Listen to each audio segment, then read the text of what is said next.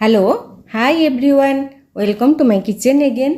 आज आंबर आउ गोटे रेसिपी सांगे आपण मानक मो किचन को स्वागत करुच्ची।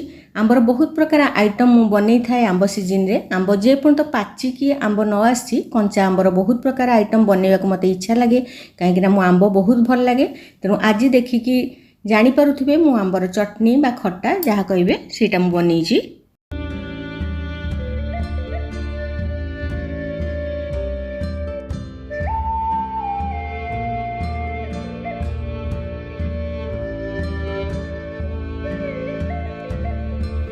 आंब तो समस्ते भल पाती किंतु मु कंचा आंब हो बा पाचिला आंब मु एते भल पाए जे आंब सीजन जो सरी जाए तार 2-4 दिन मु प्राय भात खाई पारेनी कहीं आंब नहेले मु भात खाई पारेनी। से मु आंबर ये जो कोरा आचार बनईकी किछि दिन स्टोर कर दिए बा फ्रिज रे रखी दिए। आंब सीजन सरिले भी मु खाई पारे। तो यहीटा को मुझे कर 2-3टा आंब को मुझे भल भाव में चोपा छड़े पोछी ताकू कोरी देइथिली। से लुण हलदी मिसई देकी मु घोड़ेकी प्राय घंटे 2 घंटा पर्यंत ताकू छाड़ी देइथिली। तापरे सेतुरु तळे मॉइस्चर बा पानी बाहरला ताकू मु चीनी आ गुड़ मिसेबी। जेतिकी क्वांटिटी रो आंब कोरा नेइची मु 2 बड़ चमच चीनी गुंड आउ 4-5 चमच मु नेइची जागरी बा गुड़ जोटा कि मोर ऑर्गेनिक गुड़ पाउडर आसे सेटा नेइची। बड़ बड़ गुड़ हेले टिके मिसिबा को समय लागिवो तेणु एमती पाउडर चीनी रो पाउडर आ गुड़र पाउडर एमती 2टा जाक पाउडर देले आमर मिसी जीव जल्दी आंब सांगे। तेणु आपको भल भाव में गोलई दबा। आपण माने चाहिए भी हाथ रे गोलई परिबे किंतु एटा हाथ रे जेहेतु आम स्टोर करके रखिबा हाथ न लागिले भल।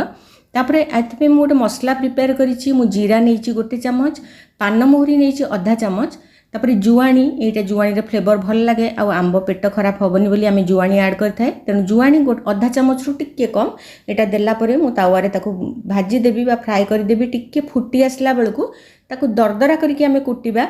ग्राइंडर रे पूरा प्लेन गुंड करबानी कहीं टिके दरदरा रहिले भल लगे।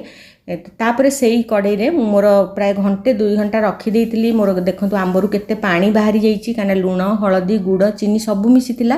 तापरे ताकू आपण पाने पैन रे देकी जेते समय जानी पारुथिबे सिझी आसला बेलको बहुत कम समय सिझी जाए। एतरे ब्लैक सॉल्ट आ टिके मेथी पाउडर मु देइची आउ कला जीरा सेटा कला जीरा भी भल लगे जे कोनसी खट्टारे पकेले ए सब जिनस पकेला परे मु ताकू पुणी आउ टिके भल भाव में सिझिबा जाए। बहुत कम समय सिझिले भी तार पानी अंश पूरा मरीगला परे आमे जो मसला को गुंड करके रखिथिला सेटा ऐड करिबा। एबे देखंतु मोर आंब खट्टा कहंतु बा चटनी कहंतु बा अचार जहाँ भी कहि परिबे आपण माने एटा रेडी हो गला। मु ताकू एबे स्टोर करके रखिदेबी। 2-3 मास जाए भी स्टोर करके एटा रखी हबो। आउ जेहेतु मिठा आ खट्टा मिसिकी थाए रुटी हो भात हो सबु सांगे बहुत भल लागिवो। आपण मन तो निश्चय एमती करिथिबे। तो केमती लागिला मोर रेसिपी मते निश्चय जणैबे।